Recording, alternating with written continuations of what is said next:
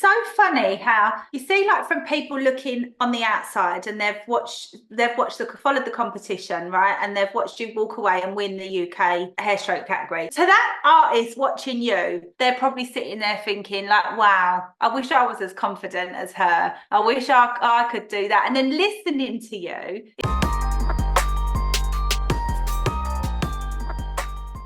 Welcome to PMU Unveiled. I'm Layla Hinchin and I'm your podcast host. I am the creator of the PMU Circle, an online membership there to bring confidence and education to artists around the world. I've also run my multiple six-figure clinic and training academy for many, many years, and I am here to bring you unfiltered PMU talk. Let's scrap those false pretenses and the image of perfection that surround our industry. We want to keep it real, we want to educate and of course inspire you. Together, we're going to challenge the norm and shed some light on the realities of being a permanent makeup artist. If you're ready to dive deep and join us, make sure you hit that subscribe button and let's get going. Hey guys, and welcome back to another episode of PMU Unveiled. Today I am joined by the incredibly talented Glencora.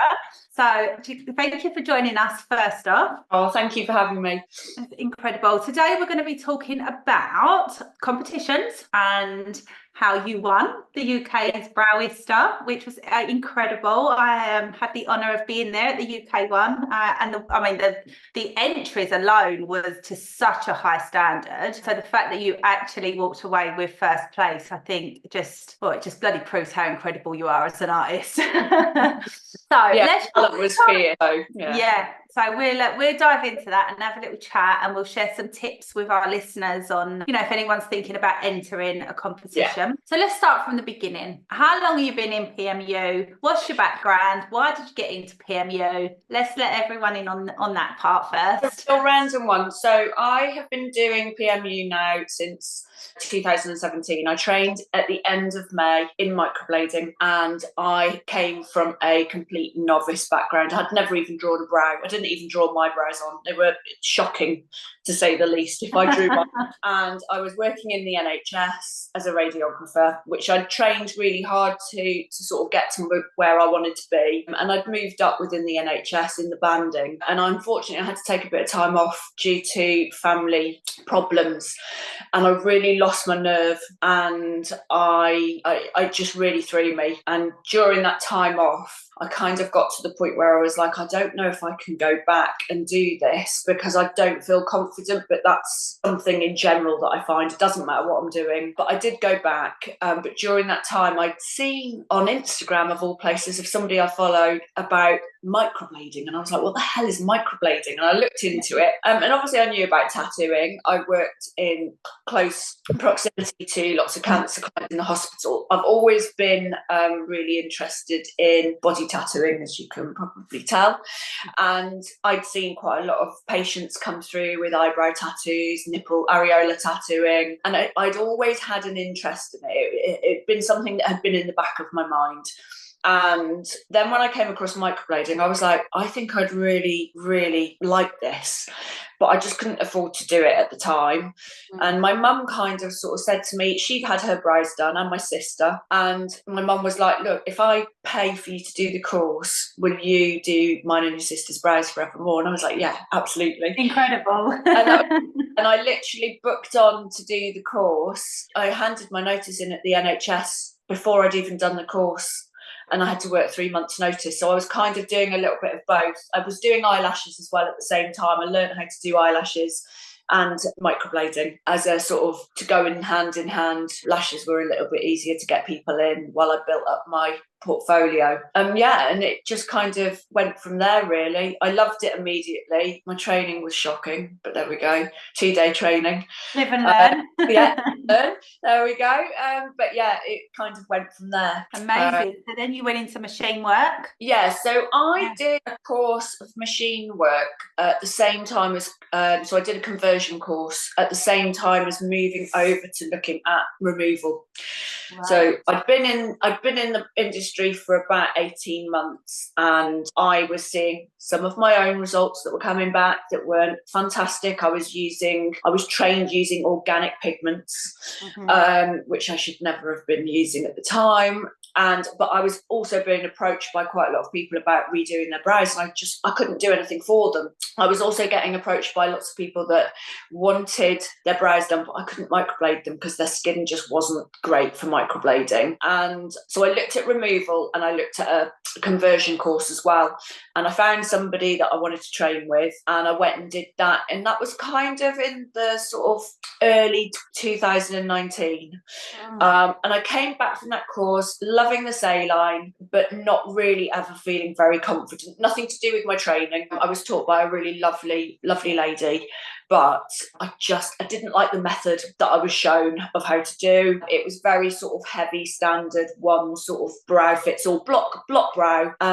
It just didn't sit with me. And because of that, I kind of, every time somebody came in for a powder brow, I was like, I don't want to do this. I'll just revert. So I would just pick microblades. So I didn't do a huge amount of work. And then we went into lockdown, and it was kind of like, and then when we came out of lockdown, and I was like, I need to get to grips with machine, because I can't keep putting it off. And I was also kind of on the verge of not wanting to microblade so much as well, just because for me personally, I loved microblading, but I just wanted to move on from that because of the nature of what it does to the skin. So I started looking at courses. I booked in with somebody to do a masterclass with powder brow, and unfortunately she fell pregnant and she couldn't see me. And then that was in the September of when we were out of lockdown, and she put me on to Alex Mekanich. And I waited a year to go to Alex because I was busy, Alex was busy. I was back to back with clients after lockdown. And I went to Alex in September of 21 and did a masterclass in powder brow. And then I went back the following year and did machine hair strokes. So I've not been doing machine hair strokes. I haven't been doing it for 2 years yet. So be coming up to do you know what? I can't even remember now. Yeah, about 2 years in September, I've been doing machine hair strokes. God, and your work is incredible. Oh, thank you. I mean, it's one of those of like, I am the hardest person on myself, to the point where I won't put pictures up sometimes because I don't like them. Even if I've loved it and I've said to the client, this is amazing and your brow looks beautiful, I have then found fault with everything that I do. So I really struggle with that. Yeah, so many of us do this, don't we? When you look at that picture and you start zooming in and you think, oh, don't like that bit.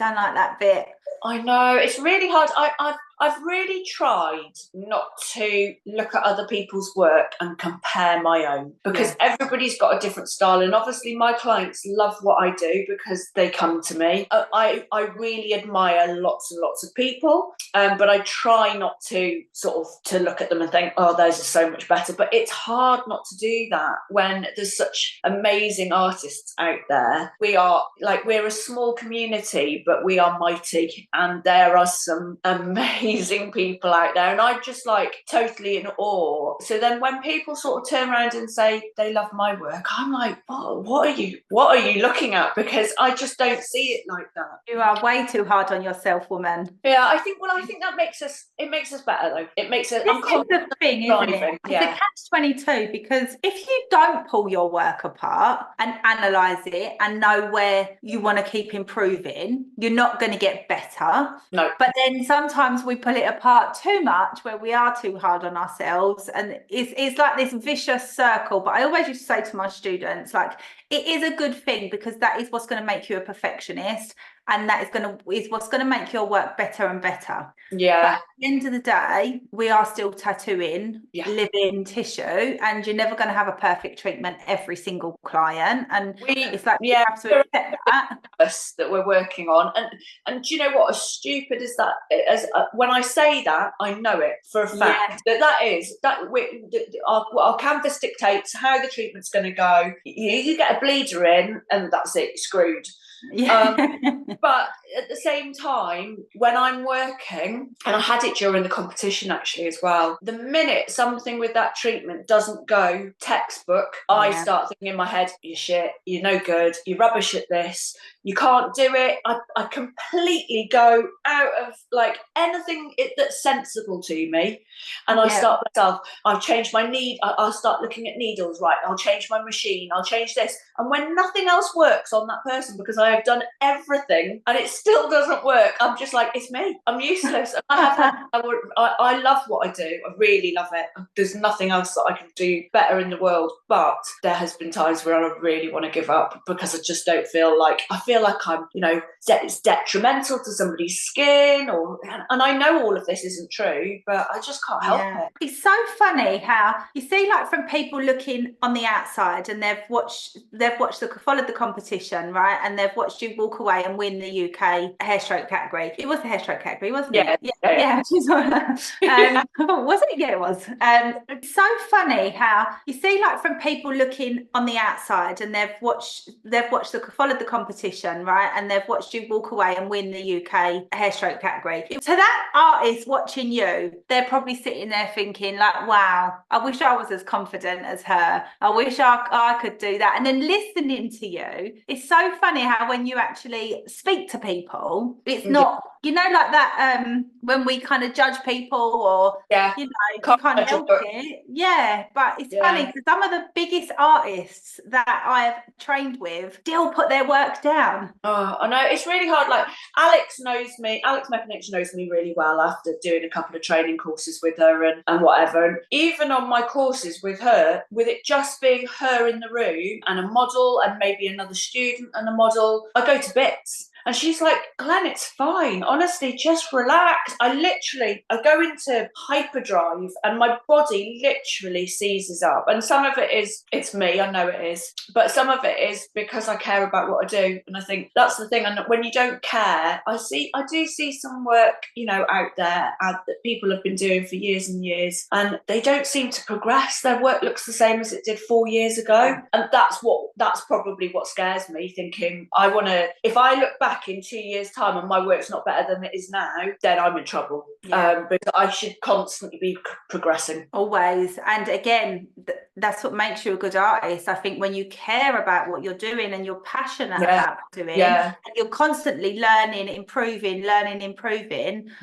It's really what sets you apart. Because I would never want my clients to look at me and think she's not confident. I need them to have full trust in me, because my clients don't get a choice of what they have when they come to me.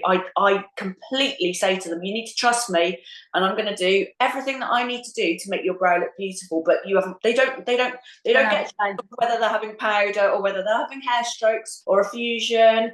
I just literally get them to look at the shape. But I'd hate for them to think she's not confident in her work. And people do come in, so it's really, and it is hard. And I've spoken to quite a lot of artists recently. Actually, funny enough, since the competition, I've had people other artists messaging, asking my advice. And I'm like, why are you asking my advice? I don't know. And I suppose I feel like I've got a wealth of knowledge and it's all there, but I don't have that confidence to believe in that. So it's really hard. So going on from that then, someone that is so hard on themselves that enters probably the toughest UK competition because it's live treatments. Yeah. How did you get to that point? Like, how did you decide, right, was this the first one you've done? No. So I basically entered off the back of speaking to Alex. Alex is like, Glenn, I know that you're lacking confidence. You need to sort of put yourself out there. I think it will help with your confidence. And I did enter Woolop last year, I think it was. And I was an absolute mess. I was a bag of nerves. I really struggled during the competition. We were up against the time. The actual competition was horrible. There was like a siren that went off. It just felt completely foreign to what you would do as a treatment on a day-to-day basis. Yeah. But I came ninth, and I was so happy that I came ninth. I was like, this is amazing. And Alex was like, well done. And I was like, I'm never doing one of these again. This is horrible. And then Brewster came up and Alex was like, you should be entering. And a friend that I met, so Max, who I met at Woolop, who competed as well. And he is based in Bristol, and we've become really good friends. And he's like, "Are you entering, babe? You need to enter because it's going to be amazing." And I was like, I don't know how I feel about it. I literally put an entry in the day before it closed because I wasn't going to enter. And then I just thought, do you know what, Glenn? Just do it. It can't be as bad as it was last time. And it was probably worse for me. But I never expected to get through. I didn't even think for 1 second that I would even make it through the picture round, and I couldn't even make the brow brunch. And that's how, like, I was like, I'll put it through. I'll put the entry in, and whatever happens, happens. So the fact that I even got through the pictures was amazing. Yeah, so it just shows you, don't it? Like, just put the entry in, go for it, and just see what happens. I don't know. Go on. No, I was just about to say, I suppose the fact of, like, even when you're hard on yourself and you don't believe necessarily in your own work, or you pick it apart, the fact that somebody has chosen your work as competition worthy is a great thing. I still don't believe it, but it obviously has shown that, you know, that there's some talent there. But I think it's putting yourself past that point, and then you just got to go with the rest of it. Yeah, definitely. I remember when I entered my first competition, it wasn't a live one, it was pictures only at the UK conference. Yeah. And then, you know, when everyone starts sharing that I'm a finalist. Yeah. I see all the finalists. There was like Steph Toms and Callie Morehouse, and I just felt, oh, I'm fucked. I've got no chance of winning this. And then I got Eyeliner Artist of the Year, and then I was PMU Artist of the Year runner-up. And it's like, you compare yourself, don't you? And you think, I have not got a chance, but you actually never know what's going to happen. You don't. I think it's hard with the competitions, not necessarily the picture ones. Funnily enough, I've not ever entered just the picture ones. I'm going to APMU next year. I booked my ticket ages ago for that. I did just enter into the PMU festival one. Yeah. I've made it through as a finalist. Unfortunately, I can't go because we've got so I'm guessing my entries will be withdrawn. But it's I think it's good to do that, and it does sort of show you that. But it's you just don't know, and it all depends on what the judges are looking for as well. Like, because it is a lot of it is down to personal opinion. I know that with Browista they weren't looking for hyperrealism. They want realism, but they don't want hyperrealism. And there is some beautiful hyperrealistic brows out there. I don't do them personally, but you've got to appreciate that work. So I kind of think that narrows it down a little bit. So yeah, definitely. I've got to say, actually, Browista was my favourite one to judge ever. Really? I feel like every single award needs to have this open judging system. Yeah. I love the fact that there was more than one judge per category, so it wasn't based just on one person's opinion, it was an overall. I love the fact that our scores and our comments was open for everyone to see, so you can't favoritism someone, which is unfortunately what does happen sometimes in some of the picture awards. It was the fairest one I've ever been involved with, and I loved it, and I really do think other event organisers need to take note. I think it's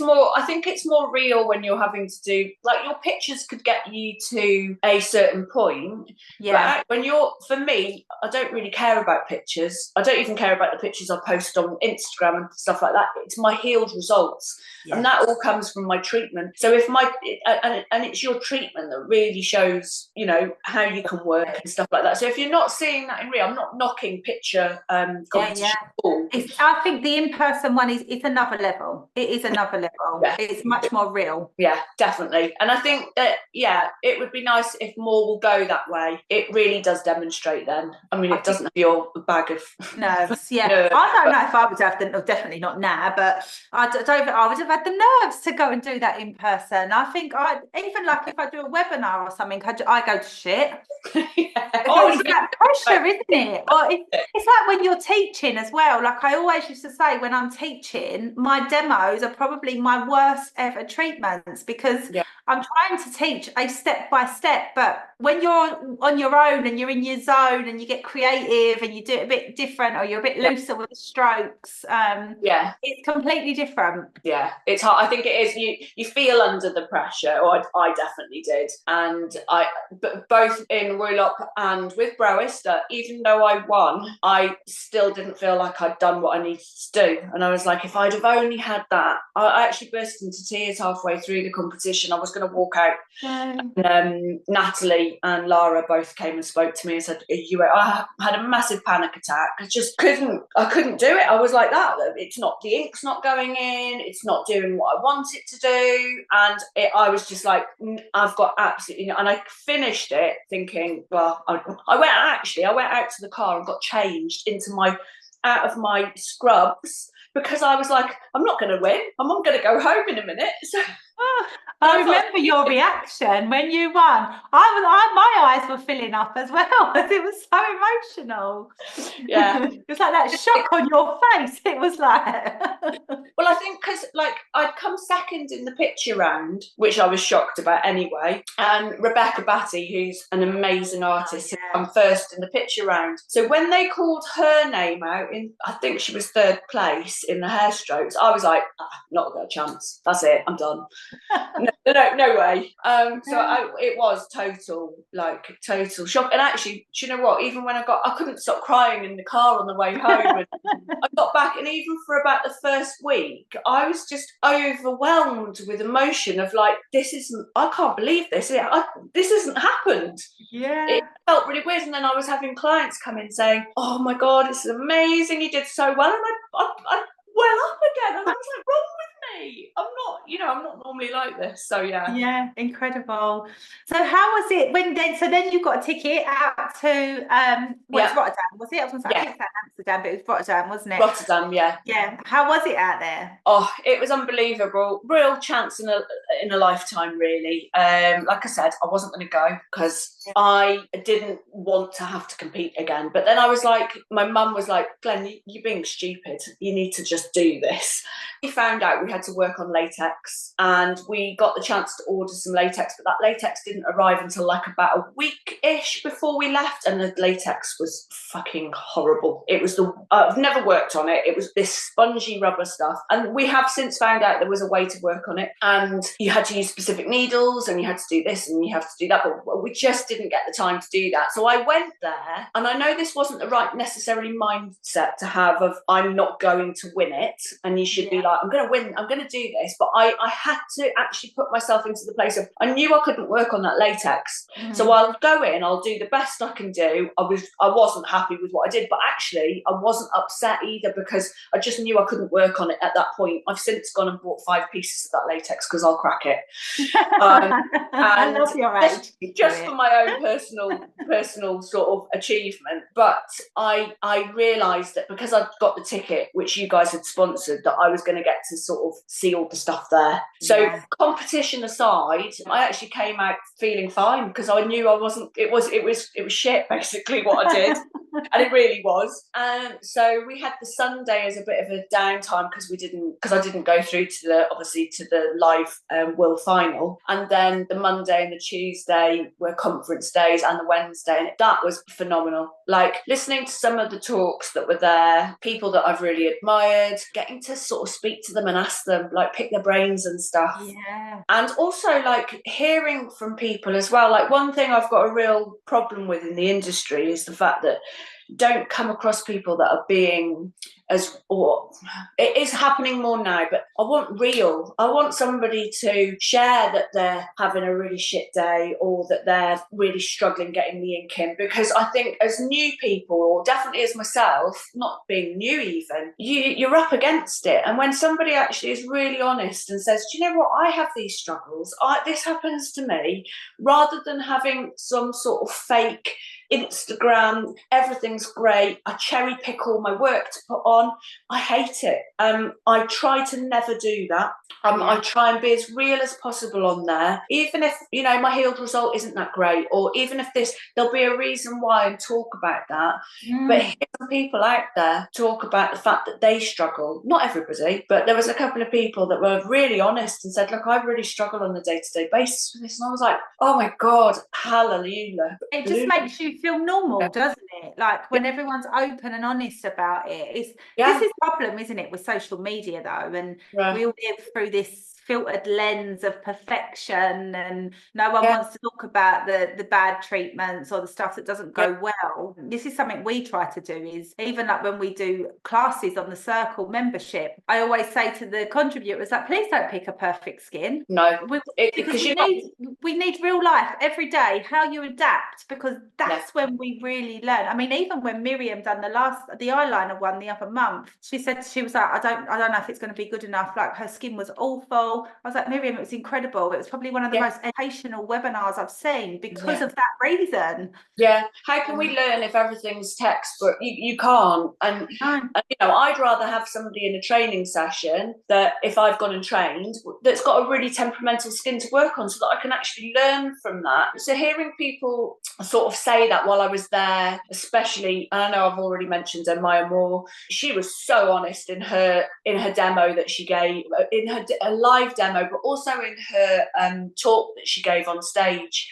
And she was like, you know, I was shit. My work was you know, and I was like, oh, yes, hallelujah. Thank you so much for being so honest, because that's what we need more of, so that everybody coming into the industry feels a little bit less pressured and a little bit more, and we can just make the industry a much better place and quality of work. And then we're not having to do so much removal. Yeah, definitely. 100% so agree with that. I came back with a suitcase packed of everything that I could fit in there, and as many sort of bits and pieces that I could test out and try out, and knowledge as well, of like, I wrote everything down that I could, so that I could come back and look at it and just try and maybe put some of that into my practice as well to help out. So it was such an amazing experience. I didn't stay for the very final gala because I had to fly back, unfortunately. I really struggled to take time off, but it was the best. It was the best experience. And you've made friends, didn't you, out there, like getting to network and meet. I love that part of it. Yeah, that was so exciting, because I haven't, it can be, we work solo. Well, a lot of us work solo. I work from home in my little room. I don't know a lot of people out there, and unless you put yourself out on socials, you don't necessarily connect. So meeting people face to face, like some of the judges that were there, I've now, you know, it's nice that I can actually speak to them knowing who they are, and I don't feel stupid asking a question. But also the girls that competed with me they were amazing. They made that trip because they were I hope I was as well, but they were so supportive of everybody that was in our little group. We were really protective of one another as well. And we've carried on speaking. We've got a couple of plans to meet up and stuff like that. So we're all sort of dotted around the country as well. So that means a lot. I mean, I felt like their mum. I'm 47. I'm old enough to speak like their mum, but it didn't matter that, you know, that somebody was 20, 25, and I shared a room with Emily from Browjam. And I'd only met her at the Browista thing. Literally, as she won, I was like, congratulations, and that's all we ever said to each other. And then we ended up bunking in together in a double bed, and I walked into the room at like 12 o'clock at night when I arrived in Rotterdam, and she's like, I'm sorry, but we're sharing a bed. I was like, that's fine, don't worry. So it was just having them there made it for me, really. Yeah, so amazing. And Nat and Lara done a brilliant job, didn't they, of the whole thing? I can't even begin to explain how amazing both of them were on the run up, during, and also after. I've spoken to both of them, but I've spoken to Lara quite a lot. Her and Andrew were phenomenal. Natalie was absolutely amazing. All of them are, but I have carried on speaking to Lara quite a bit, actually. She's trying to encourage me to do a few things and whatever. And do it, whatever it is, do it. But yeah, they were brilliant. They hosted brilliantly. I know that there was sort of like little hiccups with the judging system, because it was some of it was in person, some of it was via internet and stuff. But they were brilliant. I think if they were to do it again next year, if they were to host again, they would have so much more information of what they've pulled on this year to be able to help things run even more smoothly. But it was faultless. And it was very chilled, actually, even though it was competition rules. I wasn't chilled, but the environment was chilled. The environment was chilled. Yeah.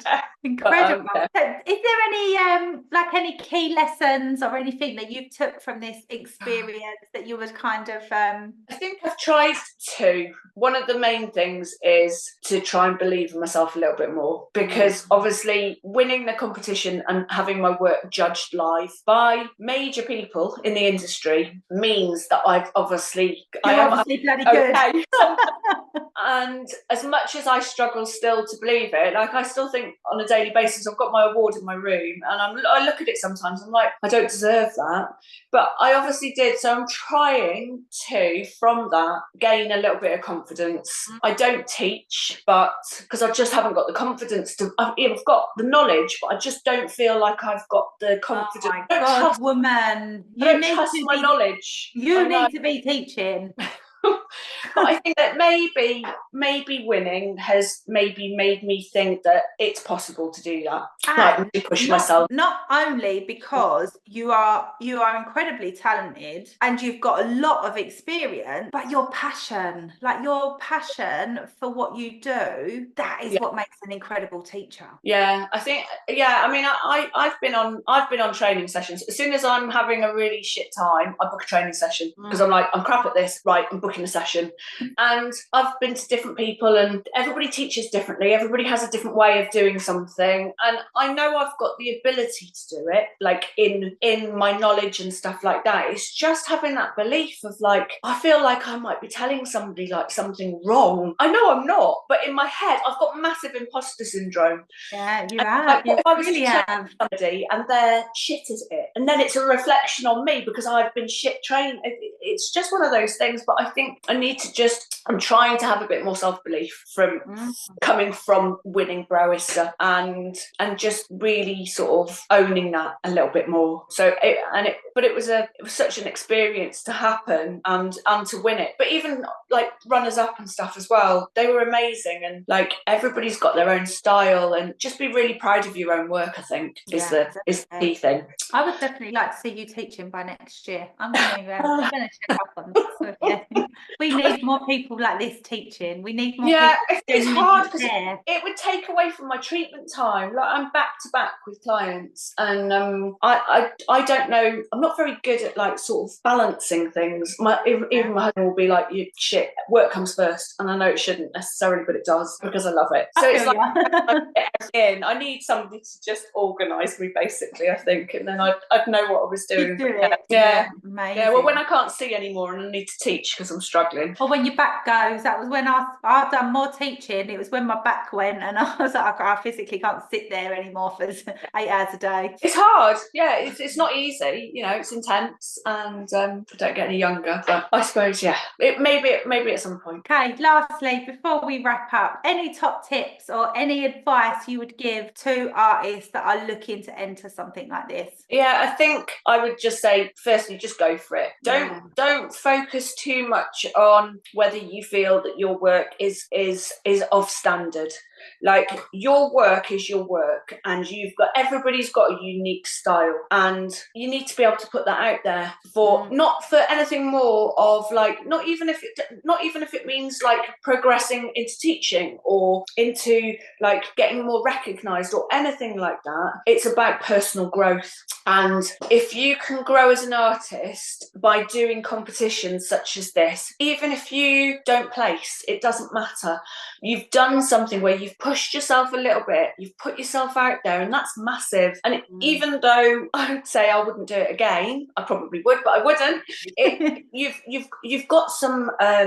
It's taught you something. Maybe you've picked up something during the actual competition that you struggled with, that you've not thought about before, that you haven't come into in practice. You're like, right, I want to focus on that, or I want to look at that. And if you don't ever put yourself out there, if you never put yourself through, you're never going to know.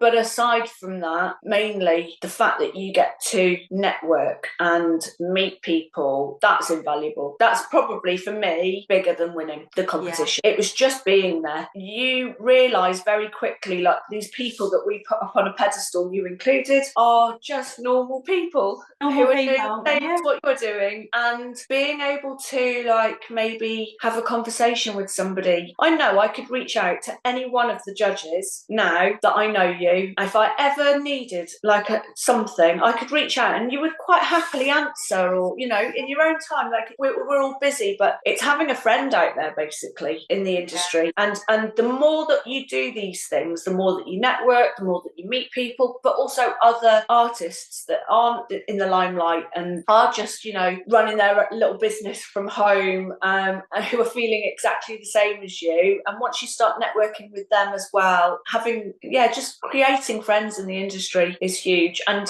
from that grows sort of honesty and knowledge and all of that comes along with it. So if you are on the fence, God, just do it. Don't do it. And you know what I used to think when I first entered? It took me a lot to build up to entering, but then I thought, well, you know what? If I don't, I'm not going to share nothing. Not going to tell anybody that I've done it. And if I don't make it to the finalists, well, no one's even going to know that I entered. That was my mindset. And then it doesn't matter because no one knows.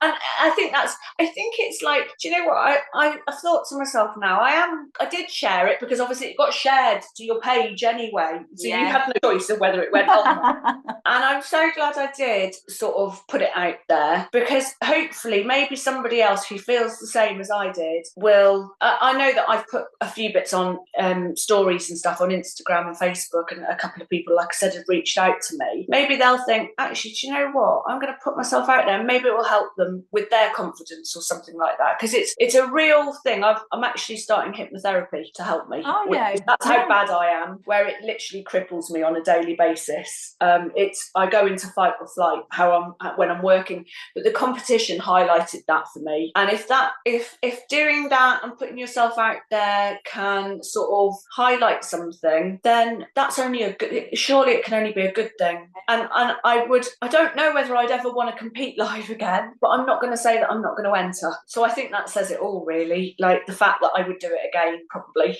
maybe, I don't know.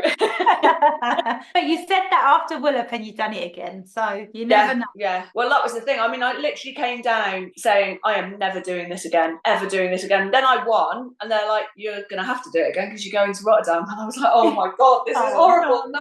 I remember when I done my first talk on stage at a conference, and I had a full-blown anxiety attack before I got on. They was micing me up, and I was like, I'm going to faint. You've got to take it off. I'm going to faint. I can't go up. Got up there. Do not remember a single word that I said. Is all I could feel was my legs shaking the whole time. And then I got off stage, and it's Teresa Wild. It's when Teresa done the conference Alice does now. And she was like, oh my God, that was incredible. And I looked at her and I went, please don't ever ask me to do that again.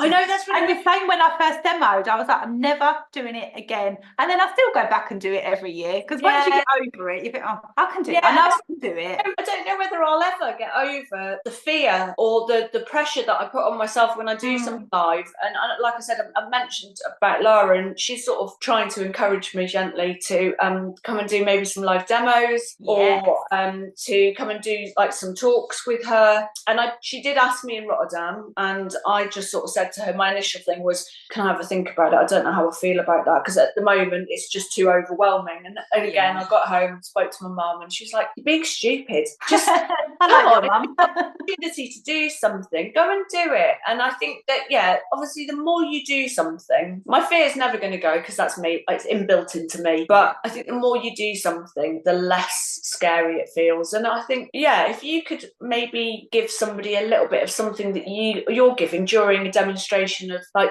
in my head I'd be like, why would somebody want to watch me do this, because I'm not good at it? But then maybe somebody would look at it and think, oh wow, that was really great the way you did that. Or so that's how I look at other trainers, and I'm like, Yeah. wow, that's a different way of doing something. So even if it's not your style or it's not the way every time you watch someone or you train with someone, there's always something, there's always that little golden nugget that you will take away from it.